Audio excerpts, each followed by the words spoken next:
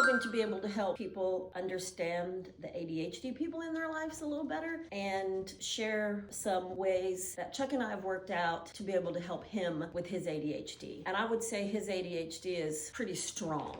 A day in his life really opened my eyes. When our kids were younger, he said, I'm gonna sit down and pay the bills. He heads to his computer and sees that the trash is full. He says, I'm gonna take the trash out, I'll be right back. I realize he's made it to the backyard where the kids were jumping on the trampoline, and the kid said, Dad, jump with us. Sure, so Dad's on the trampoline. As they jump, they're noticing that tree above them, the branches are getting longer and they need to be trimmed. So Chuck runs and grabs the tree trimmers.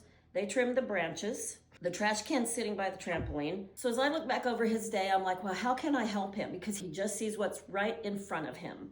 So we've talked about some ways that I can help him get back on task without being a nag. One of the ways is to say, hey, baby, when he's in the middle of something that I know isn't the task he's doing, hey, is this what you want to be doing right now? That doesn't light him up, that doesn't trigger him. He goes, oh, actually it's not, and I'm going to go back to it. Or he'll say, actually, I do want to finish this. And one of the things I can say is, would you like to set a timer to help you move back to the project you were doing? And I know that Chuck has every intention of staying on task. And it's just frustrating and overwhelming to him when he can't stay on task. In the beginning, it was very frustrating to me to not be able to understand how he didn't stay on task, because I have such a different drive that won't let me off task.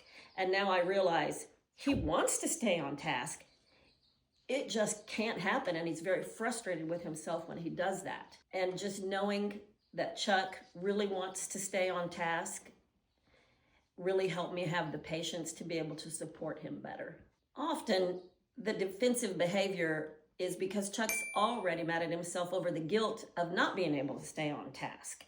So realizing that I'm not really the one setting him off, he's already kind of set off inside, and approaching with that gentleness helps me not get set off.